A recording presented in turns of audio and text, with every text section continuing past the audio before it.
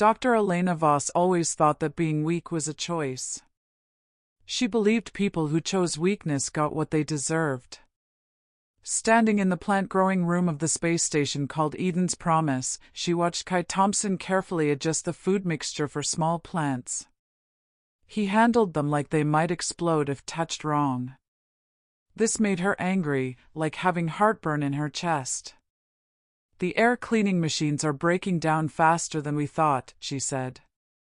Her voice cut through the warm, wet air of the growing room. "We need real solutions that work, not pretty theories based on perfect conditions that don't exist." Kai looked up from his plants. His hands were still dirty from moving something that looked like lettuce mixed with a solar panel. The computer chips in Elena's body started reading his stress levels. His heart beat faster, his eyes got bigger, and his voice shook a little. All signs of someone who couldn't handle pressure. "The living systems that mix biology and machines could help clean our air if we," Kai started to say.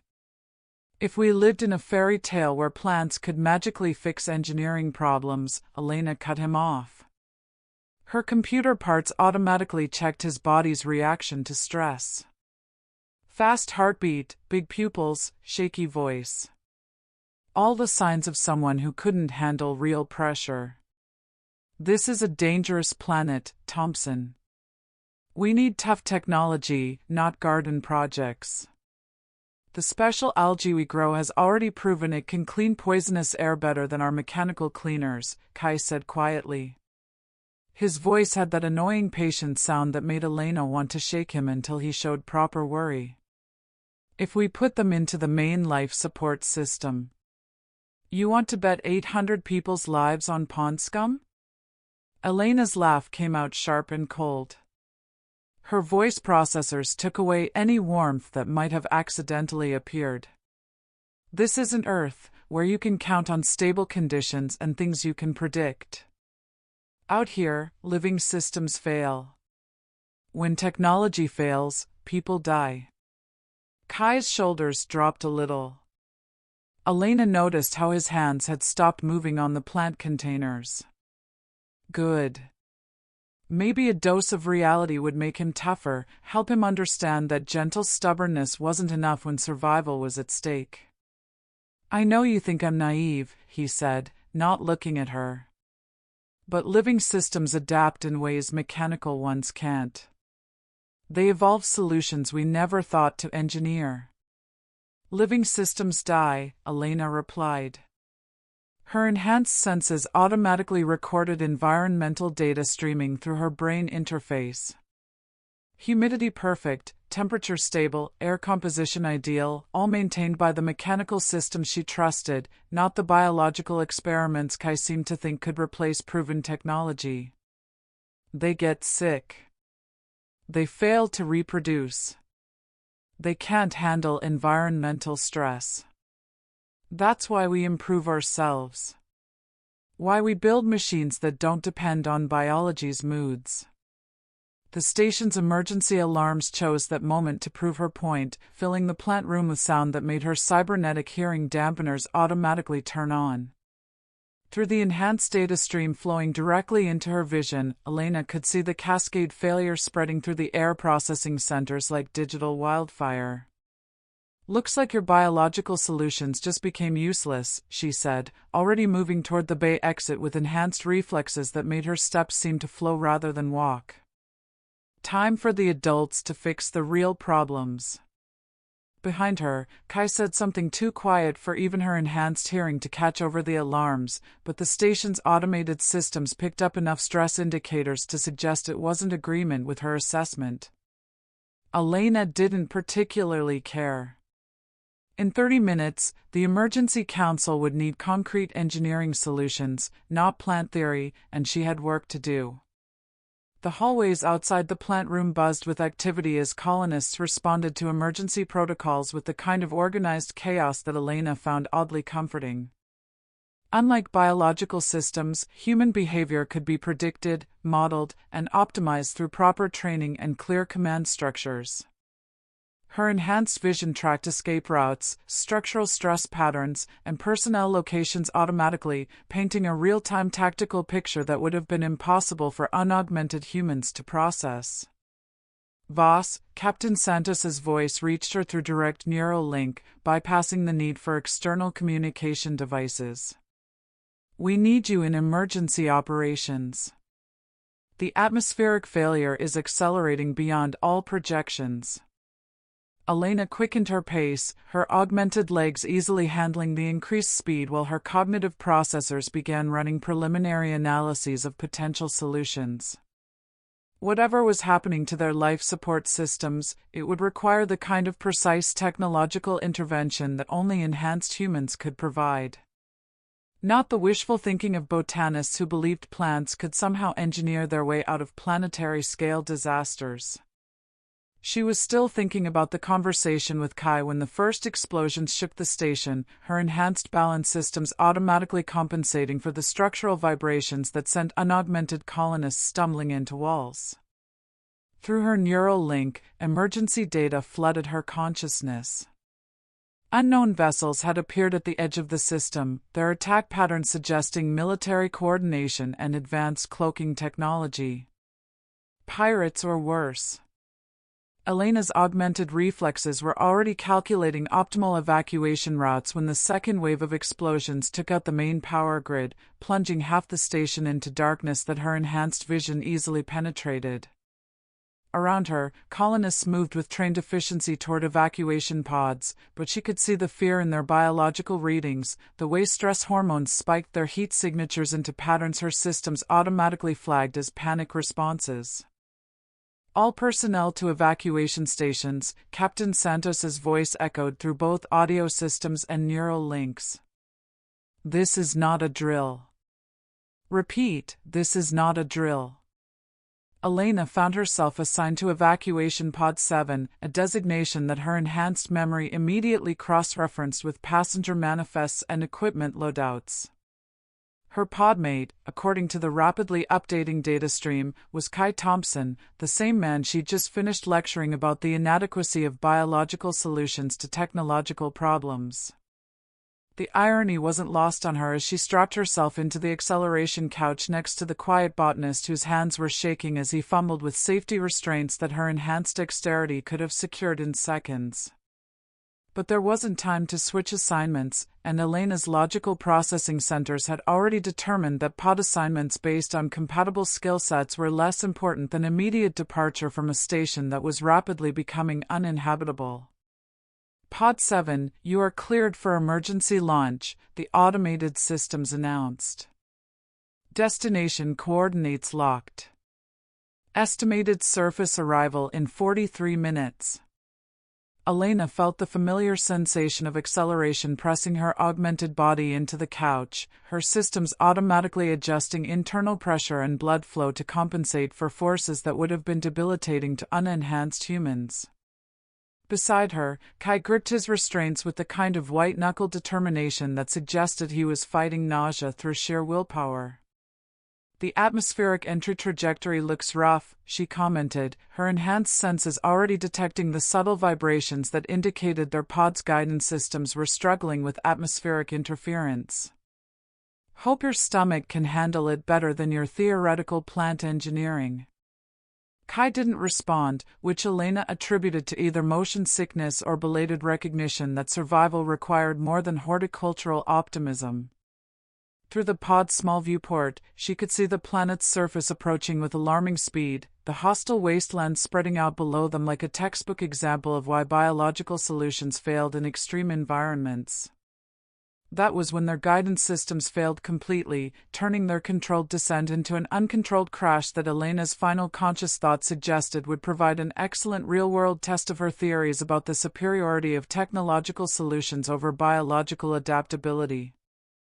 She was still thinking about that irony when the pod hit the ground and everything went dark. Elena woke up to the taste of blood and the alarming realization that her spinal interface was sending error messages instead of sensory data. The crash had thrown her against the pod's bulkhead with enough force to damage systems that were supposed to be shock-resistant, and now half her augmented capabilities were either offline or providing information that made no sense. "Don't move too quickly," Kai's voice came from somewhere to her left, carrying a note of concern that her damaged audio processors made sound oddly distorted. "You hit your head pretty hard and there might be spinal damage." Elena tried to sit up and immediately discovered that her legs weren't responding to neural commands the way they should. Her balance systems threw up warning indicators, her pain suppressors were clearly malfunctioning, and the enhanced strength in her lower body had been replaced by something that felt disturbingly like ordinary human weakness. "The pod's medical systems are offline," Kai continued, and Elena could hear him moving around the cramped interior, checking equipment with the methodical patience that had always irritated her. "But I can see some swelling around your neural interface ports. Your augmentations might be compromised." Compromised.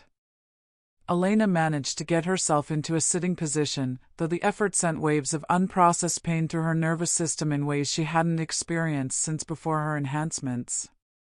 Define compromised. Kai appeared in her field of vision, his clothes torn and dusty, but his movements steady and controlled. In the harsh light filtering through the pod's cracked viewport, she could see that his hands were no longer shaking, and his expression had shifted from the uncertain anxiety she was used to seeing to something that looked remarkably like competent assessment of their situation. "Your cybernetic systems are being interfered with by the planet's electromagnetic field," he explained, pulling a small device from the pod's emergency kit. "The readings I'm getting suggest that most of your enhancements are either offline or providing corrupted data. You're essentially functioning on baseline human capabilities." Elena stared at him, processing this information with cognitive abilities that felt frustratingly slow compared to her usual enhanced thinking speed. Without her augmentations, she was just another human trying to survive in an environment that had been specifically designed to kill unprotected biological systems. "How do you know about electromagnetic interference effects on cybernetic systems?" she asked, noting that her voice sounded different without the vocal processors that usually optimized her speech patterns. "Botany involves a lot of bioelectric research," Kai replied, already moving toward the pod's exit hatch. "Plants use electrical signaling too, just in ways most people don't think about. I've spent years studying how electromagnetic fields affect biological systems." He cycled the hatch open and Elena got her first unfiltered look at the planet's surface.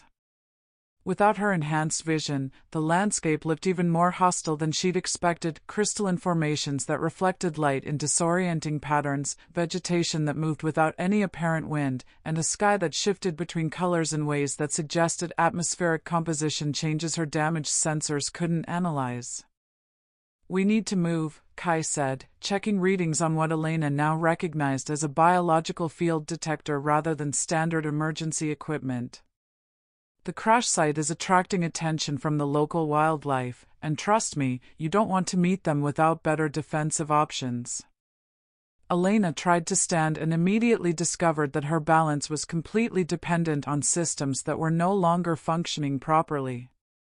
The simple act of getting to her feet became an exercise in frustration as her body refused to respond with the enhanced coordination she'd grown accustomed to over years of augmentation. "I can't walk properly," she admitted, the words feeling like admitting defeat. "My balance systems are completely offline."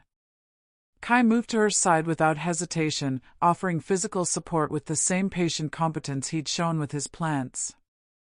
"We'll figure it out," he said simply. "The important thing is getting away from here before those predators decide to investigate." Predators. Elena accepted his help standing, hating how dependent she felt without her enhanced abilities. "What kind of predators?" "The kind that hunt by detecting bioelectric fields," Kai replied, helping her toward the hatch. "Your damaged cybernetics are broadcasting electromagnetic signatures like a dinner bell. We need to get you to a place where I can shield those signals, or we're going to have company that makes the pirates look friendly." Elena found herself leaning heavily on Kai as they exited the pod, her unaugmented legs struggling with terrain that her enhanced systems would have navigated easily. The irony of depending on the man she called weak wasn't lost on her, though her pride was having difficulty processing the reality of their reversed roles. There's a rock formation about 2 kilometers north that should provide electromagnetic shielding, Kai said, consulting readings that Elena couldn't interpret without her enhanced analytical capabilities. The geology looks stable and there are water signs in that direction. 2 kilometers. Elena looked at the hostile landscape stretching out around them, her unaugmented vision providing only a fraction of the tactical information she was used to having. I can barely walk 2 meters without falling over. Kai adjusted his grip on her arm, his touch surprisingly steady for someone she'd always considered physically weak. Then I'll carry you, he said matter-of-factly. We don't have much choice. Elena started to protest, then stopped as she realized the fundamental truth of their situation.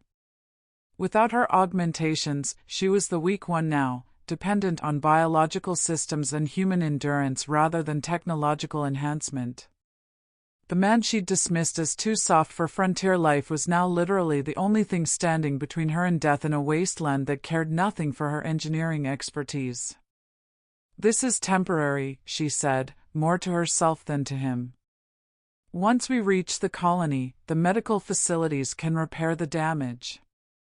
Kai didn't respond immediately, focusing instead on helping her navigate the treacherous footing around their crashed pod. When he finally spoke, his voice carried a note of something that might have been sympathy. Elena, he said quietly, the colony was hit first. There might not be medical facilities to return to. The implications of that statement hit her with the force of unshielded reality. Without her augmentations, she wasn't just temporarily inconvenienced, she was fundamentally changed, reduced to baseline human capabilities in an environment that required everything technology could provide for survival. And the only person who could help her navigate that reality was the man she'd spent months convincing herself was too weak to handle the challenges of frontier life. Elena closed her eyes and tried to reconcile her pride with the growing recognition that everything she thought she knew about strength was about to be tested in ways her enhanced intellect had never anticipated. By the end of the first day, Elena had discovered that unaugmented human endurance was a cruel joke compared to the effortless stamina her cybernetic systems had provided. Kai had been carrying her for 6 hours across terrain that seemed specifically designed to punish biological systems, and while she could see the fatigue in his movements, he hadn't complained once about the additional burden. We can rest here, he said, settling her against a cluster of crystalline formations that provided both electromagnetic shielding and protection from the increasingly violent wind. The rock composition should mask your cybernetic signatures, and there's a water source about 50 meters down that slope. Elena watched him move with the kind of economic efficiency she'd never noticed before, setting up their shelter with materials scavenged from the crash site and natural resources he'd identified during their journey. Without her enhanced analytical capabilities, she couldn't follow his reasoning, but the results spoke for themselves. They had protection from the elements and access to water in a landscape that should have killed them hours ago. How did you know about the electromagnetic shielding properties of these rocks? She asked, accepting the water container he'd fashioned from emergency supplies and local materials. Kai settled beside her, close enough to provide warmth but carefully respectful of her personal space. Mineral composition affects how electromagnetic fields propagate, he explained. Some of the plants I work with are sensitive to those variations, so I've learned to read geological indicators. Elena sipped the water, noting that it tasted clean despite coming from a source her damaged sensors couldn't analyze. You've been planning our route based on botanical research. Botanical research that apparently works better than cybernetic navigation systems in this environment, Kai replied, and Elena caught something in his tone that might have been gentle humor rather than criticism. She fell silent, processing the uncomfortable reality that his supposedly impractical knowledge was keeping them alive while her technological expertise had become worse than useless. Her cybernetic systems weren't just offline, they were actively endangering both of them by broadcasting their location to every predator in the area. "I owe you an apology," she said finally, the words feeling strange without vocal processors to optimize their delivery. "I was wrong about your capabilities." Kai looked at her with an expression that suggested surprise wasn't quite the right word for his reaction. "Elena, you're dealing with systems failure in a hostile environment. No one could have predicted." "That's not what I mean," she interrupted. "I mean I was wrong about what constitutes useful knowledge, about what makes someone strong or weak, about a lot of things." The admission hung between them in the growing darkness, accompanied by the strange sounds of alien wildlife that Kai had somehow learned to interpret as either threatening or harmless. Elena found herself studying his face in the dim light, seeing details that her enhanced vision had somehow missed: the quiet confidence in his expression, the way his hands moved with unconscious competence, the complete absence of the uncertainty she'd always attributed to weakness. "Your augmentations don't define who you are," Kai said gently. "Losing them temporarily doesn't change your value or your intelligence." "Doesn't it?" Elena gestured at her unresponsive legs, the damaged interface ports that sparked occasionally with system errors. "Without my enhancements, I'm just another baseline human trying to survive with knowledge that's completely irrelevant to our situation." "You're a brilliant engineer who happens to be dealing with equipment failure," Kai replied. "When we get your systems repaired, you'll still be the same person who designed half the technological infrastructure keeping our colony alive." Elena considered this, watching him check readings on devices she couldn't identify with equipment that seemed to be jury-rigged from crashed debris and local materials. "What if we don't get them repaired? What if the interference is permanent?" Kai was quiet for a long moment, his attention apparently focused on some distant sound that Elena's unaugmented hearing couldn't detect. When he finally responded, his voice carried a note of something that might have been understanding. "Then you'll learn to be strong in different ways," he said simply. "The same way people did for thousands of years before cybernetic augmentation existed." The words should have been comforting, but Elena found them terrifying instead. Her entire identity was built around enhanced capabilities, technological integration, the seamless fusion of human intelligence and machine precision. Without that integration, she wasn't sure who she was supposed to be. "I don't know how to be weak," she admitted, hating the vulnerability in her voice. "You're not weak," Kai said, and Elena was surprised by the certainty in his tone. "You're adapting to changed circumstances." "That's not the same thing." A sound from the darkness beyond their shelter made him stiffen, his body language shifting to something Elena had never seen from him before: alert, focused, ready for action. Her damaged sensors couldn't identify the threat, but she could see from his reaction that something was seriously wrong. "What is it?" she whispered. "Pack hunters," Kai replied quietly, already moving to position himself between Elena and the source of the sound. "They found our electromagnetic trail. We need to move now." Elena tried to stand and immediately discovered that her legs still weren't responding properly to neural commands. "I can't walk fast enough to outrun pack hunters."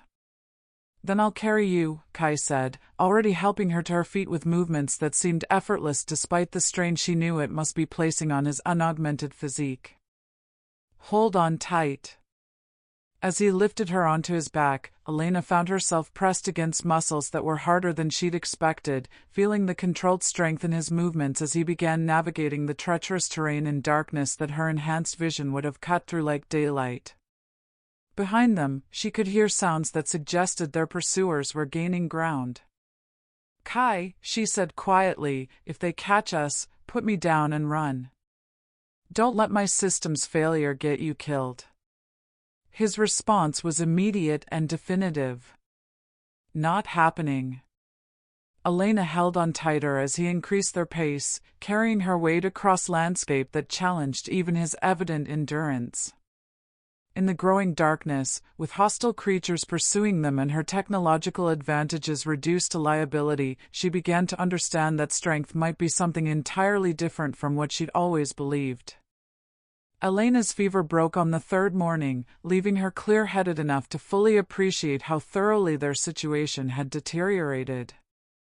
Kai had been carrying her almost continuously for 2 days, stopping only when necessary for water or shelter, and she could see the toll it was taking on him despite his careful efforts to hide his exhaustion. "You need to rest," she told him as he adjusted her position across his shoulders, preparing for another day of traversing terrain that seemed specifically designed to break human endurance.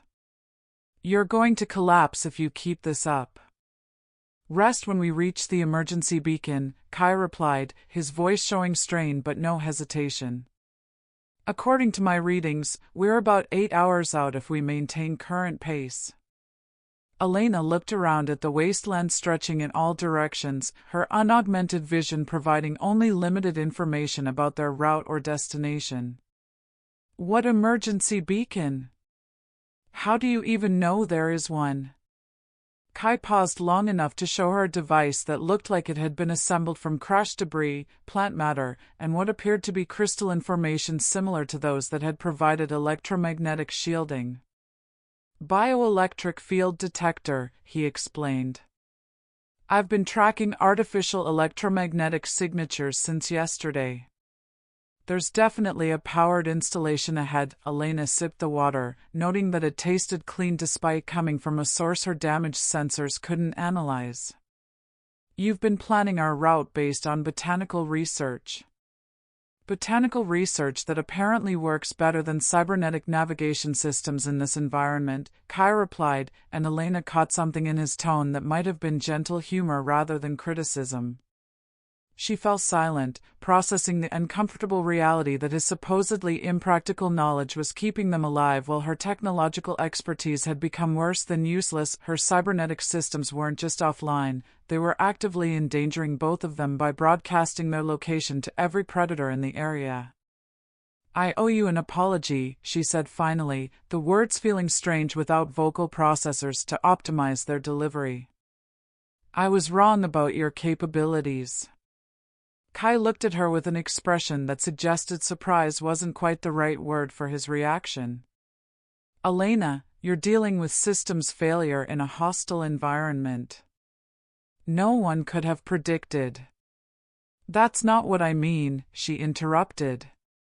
"I mean I was wrong about what constitutes useful knowledge, about what makes someone strong or weak, about a lot of things." The admission hung between them in the growing darkness, accompanied by the strange sounds of alien wildlife that Kai had somehow learned to interpret as either threatening or harmless. Elena found herself studying his face in the dim light, seeing details that her enhanced vision had somehow missed: the quiet confidence in his expression, the way his hands moved with unconscious competence, the complete absence of the uncertainty she'd always attributed to weakness. "Your augmentations don't define who you are," Kai said gently. "Losing them temporarily doesn't change your value or your intelligence." "Doesn't it?" Elena gestured at her unresponsive legs, the damaged interface ports that sparked occasionally with system errors. "Without my enhancements, I'm just another baseline human trying to survive with knowledge that's completely irrelevant to our situation." "Rest when we reach the emergency beacon," Kai replied, his voice showing strain but no hesitation. "According to my readings, we're about 8 hours out if we maintain current pace." Elena looked around at the wasteland stretching in all directions, her unaugmented vision providing only limited information about their route or destination. "What emergency beacon? How do you even know there is one?" Kai paused long enough to show her a device that looked like it had been assembled from crashed debris, plant matter, and what appeared to be crystalline formations similar to those that had provided electromagnetic shielding. "Bioelectric field detector," he explained. "I've been tracking artificial electromagnetic signatures since yesterday." There's definitely a powered installation ahead. You built that from crashed debris. Elena studied the device, noting modifications that her engineering background suggested shouldn't be possible with available materials. How did you know which components would interact properly?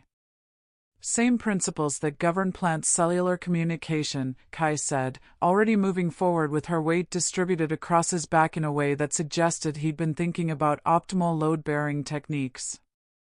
Electromagnetic fields, chemical signaling, biological resonance, it's all part of the same system, just at different scales. Elena found herself staring at the improvised device, recognizing engineering solutions that her enhanced analytical capabilities might have missed entirely. Without cybernetic assistance, she was seeing his work with purely human intuition, and the elegance of his biological approach was becoming impossible to ignore. "I've been an idiot," she said quietly. "You've been dealing with systems failure in a hostile environment," Kai replied. "That would challenge anyone." "No, I mean before the crash. I dismissed your work because it didn't fit my understanding of how problems should be solved." Elena shifted her weight to make carrying easier for him. "I thought biological solutions were inferior to technological ones." Kai was quiet for several minutes, navigating a particularly treacherous section of crystal formations that reflected heat and light in patterns that would have been disorienting even with enhanced vision.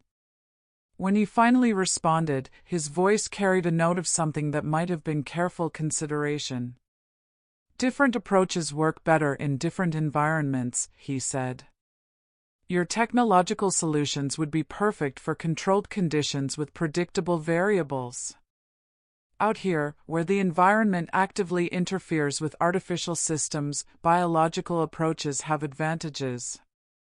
Elena considered this as they made their way across landscape that seemed to shift between states of matter without warning. Her cybernetic systems had been designed to provide advantages in normal human environments, but the planet's electromagnetic interference had turned those advantages into vulnerabilities.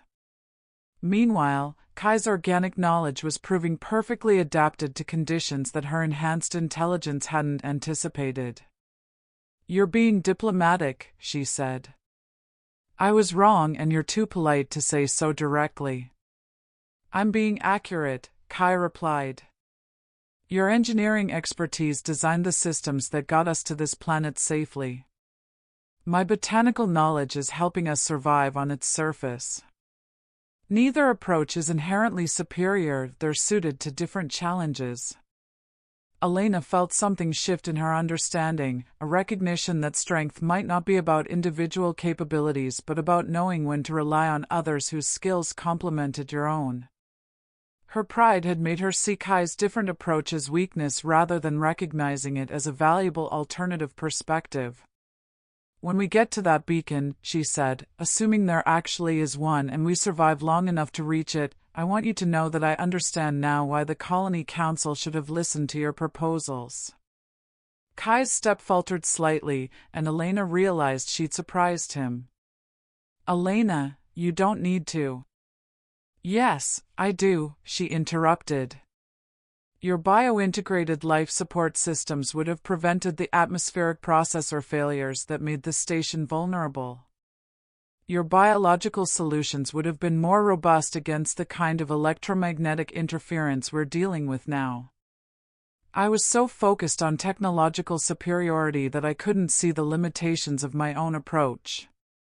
They reached the crest of a ridge that provided their first clear view of their destination, a structure that looked like a fusion of technology and organic growth, clearly artificial but integrated with the planet's ecosystem in ways that Elena's engineering background found both fascinating and impossible. "Is that the beacon?" she asked. "That's a colonial research station," Kai replied, and Elena could hear relief in his voice for the first time since the crash. "Probably automated, but it should have medical facilities and communication equipment." Elena studied the structure, noting how its design seemed to work with the planet's natural systems rather than imposing technological solutions that fought against environmental conditions. It looks like your kind of engineering. Biological integration rather than mechanical domination. It looks like survival, Kai replied simply, beginning the final descent toward their destination. As they approached the station, Elena found herself thinking about the conversation they'd had in the hydroponics bay before the attack that had changed everything. Her criticism of his biological solution seemed not just wrong now, but actively harmful. She dismissed approaches that could have prevented the crisis that had nearly killed them all. Kai, she said quietly, when we get back to the colony, I want to formally recommend you for the position I was supposed to take in the agricultural division. You understand these systems better than I ever could. Elena, you don't have to. I'm not doing it because I have to, she said. I'm doing it because it's the right decision. The colony needed control despite the exhaustion she knew he must be feeling. In his arms, carried across a wasteland that had stripped away all her technological advantages, she had learned something about strength that her enhanced systems had never been designed to measure. Sometimes the strongest thing you could do was admit you'd been wrong and trust someone else to carry you forward. The research station's medical bay hummed with the kind of quiet efficiency that Elena had forgotten existed outside of fully technological environments. Kai had carried her through automated decontamination procedures and past diagnostic systems that seemed to blend organic and artificial EDS leaders who understand biological adaptation, not just technological enhancement. Elena felt him shift her weight as they approached the station's entrance, his movements careful components in ways her engineering background found both impressive and impossible to fully understand. Your cybernetic systems have suffered extensive electromagnetic